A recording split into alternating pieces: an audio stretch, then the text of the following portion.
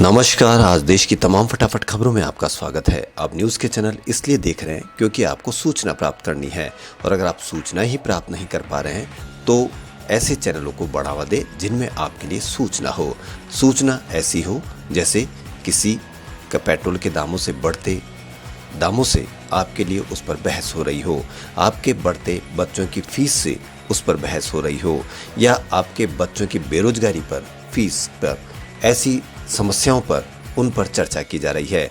और ऐसी भी कई समस्याएं जो आपने कोरोना काल में भुगती हो, उन पर उस चैनलों पर बहस की जा रही हो।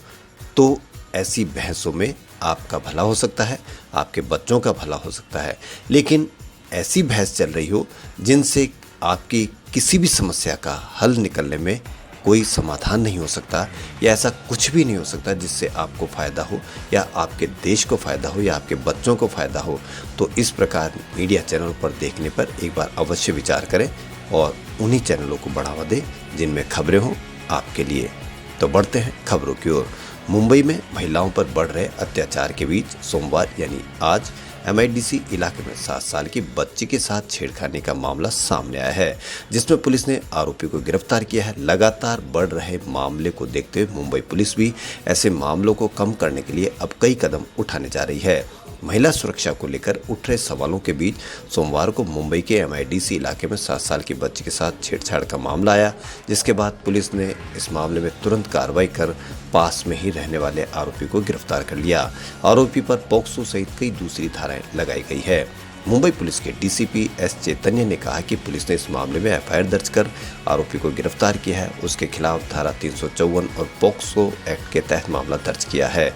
आगे की जांच भी जारी है।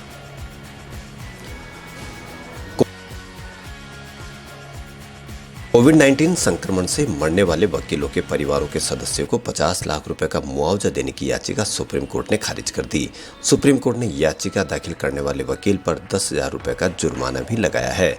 जस्टिस DY चंद्रचूड़ ने कहा कि जब समाज के अन्य सदस्यों को समान समस्या का सामना करना पड़े तो अधिवक्ता को अपवाद बनाने का कोई कारण नहीं है।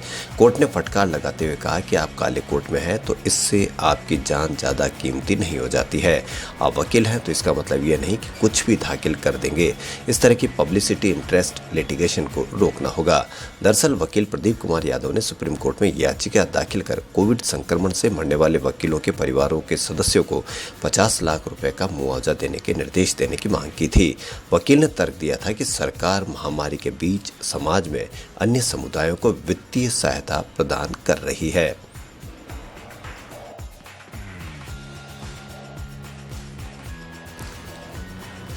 विकास के अभियान में उत्तर प्रदेश आज आगे है। प्रधानमंत्री नरेंद्र मोदी ने मंगलवार को जाट दिग्गज महेंद्र प्रताप सिंह के नाम पर यूनिवर्सिटी की आधारशिला रखते हुए मुख्यमंत्री योगी आदित्यनाथ की प्रशंसा में बात कही। देश की राजधानी दिल्ली से करीब 150 किलोमीटर दूर यूपी के शहर अलीगढ़ में राजा महेंद्र प्रताप सिंह यूनिवर्सिटी के शिलान्यास के अवसर पर PM ने कहा कि ये बात मुझे बेहद संतोष देती है कि जिस यूपी को देश के विकास में रुकावट के रूप में देखा जाता था, वहीं आज बड़े अभियानों का नेतृत्व कर रहा है। उन्होंने कहा कि देश अपनी आजादी के 75वें वर्ष का पर्व मना रहा है। आज देश के हर उस युवा को जो बड़े सपने देख रहा है, जो बड़े लक्ष्य पाना चाहता है, उसे राजा महेंद्र प्रताप के बारे में अवश्य जानना चाहिए और पढ़ना चाहिए। राजा महेंद्र प्रताप के जीवन से अदम्य शक्ति मिलती है। अपने सपने पूरे करने के लिए कुछ भी कर गुजरने की क्षमता रखते थे। विधानसभा चुनाव की आहट से ही यूपी में तुष्टीकरण की राजनीति शुरू हो गई है। उत्तर प्रदेश के मुख्यमंत्री योगी आदित्यनाथ ने अब्बाजान के बयान पर सियासत तेज कर दी।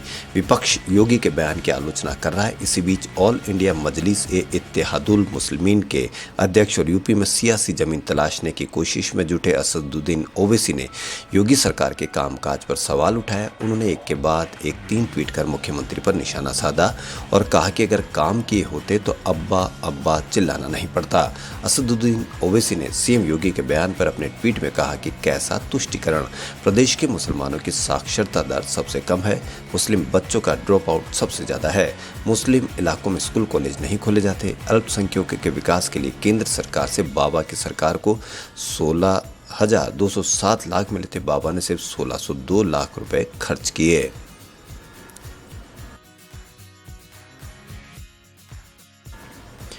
यूपी में डेंगू और बुखार से मरने वालों का आंकड़ा 100 के पार पहुंच गया है। अकेले फिरोजाबाद में 60 से ज्यादा मौतें हुई। पिछले 48 घंटों में 16 लोगों ने जान गंवाई है।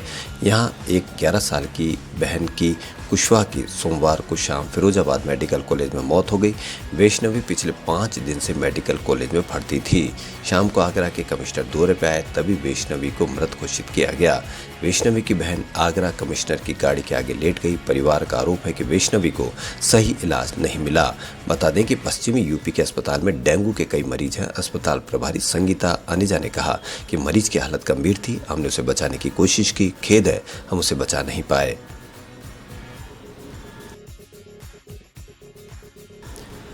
निजामुद्दीन मरकज को दोबारा खोलने से जुड़ी याचिका पर केंद्र सरकार ने दिल्ली हाईकोर्ट के समक्ष हलफनामा दाखिल किया है। मरकज खोलने का विरोध करते हुए केंद्र सरकार ने कहा कि फैसला सीमा पार कई देशों तक असर डाल सकता है। हालांकि दिल्ली हाईकोर्ट ने कहा है कि मरकज को अनिश्चितकालीन तक बंद नहीं रखा जा सकता है। निजामुद्दीन मरकज में कोविड-19 के प्रोटोकॉल के गंभीर उल्लंघन को लेकर मार्च 2020 में मुकदमा दर्ज किया गया था। कोरोना महामारी के फैलने के बीच मरकज में तबलीगी जमात का सम्मेलन हुआ था, जिसमें भारत ने दुनिया के कई देशों से तबलीगी आए थे। मरकज को दोबारा खोलने की याचिका पर केंद्र सरकार ने कहा कि इसका गंभीर प्रभाव होगा। दिल्ली के डिप्टी पुलिस कमिश्नर की पुष्टि के साथ दाखिल केंद्र के हलफनामे में कहा गया है कि कोरोना प्रोटोकॉल के उल्लंघन को लेकर दर्ज की केस प्रॉपर्टी के तौर पर मरकज को भी ऐसे ही संरक्षित रखना जरूरी है, क्योंकि इस मामले से जुड़ी जांच का सीमा तक प्रभाव पड़ सकता है।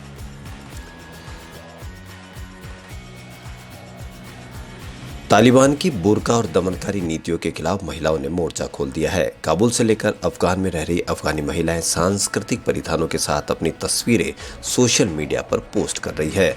महिलाओं का इस सोशल मीडिया कैंपेन तालिबानी हुकूमत के खिलाफ है। खूबसूरत रंग बिरंगे परिधानों में महिलाओं की तस्वीरें से ट्विटर सजा हुआ है। महिलाएं @do not touch my cloth और @अफगानिस्तान कल्चर हैशटैग के साथ ये तस्वीरें शेयर कर रही है। कई महिलाओं ने लिखा है कि अफगान संस्कृति खूबसूरत रंगों का उत्सव है, इसमें बुर्का और महिला दमन कभी नहीं रहा। इस कैंपेन को सोशल मीडिया पर पूरी दुनिया के यूजर्स सपोर्ट कर रहे हैं।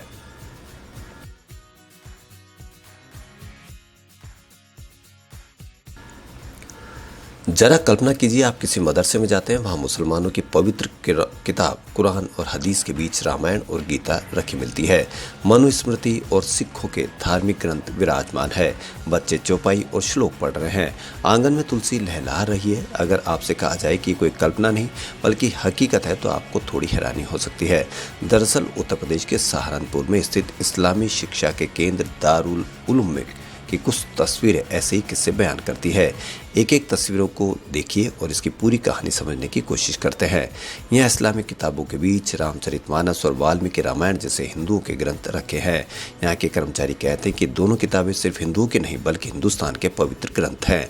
उर्दू में लिखी ऋग्वेद की किताबें मुस्लिम धर्म ग्रंथों के बीच रखी है। इसके ऊपर संस्कृत भाषा में लिखी गीता रखी है। यहाँ पढ़ने वाले स्टूडेंट इन पुस्तकों का अध्ययन करते हैं। यहाँ की लाइब्रेरी में सिखों के पवित्र गुरु ग्रंथ साहिब को भी जगह मिली है।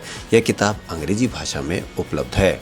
रिसर्च के लिए इसका इस्तेमाल यहाँ पढ़ने वाले विद्यार्थी करते हैं। दारुल उलूम के मेहमान खाने में तुलसी के कई पौधे लगे हैं। मौलवी और यहाँ रहने वाले लोग इसकी पत्तियों से चाय बनाकर भी पीते हैं। खबरों फिलहाल इतना ही। यदि आपको हमारा चैनल पसंद आए तो लाइक, सब्सक्राइब और शेयर अवश्य करें। धन्यवाद।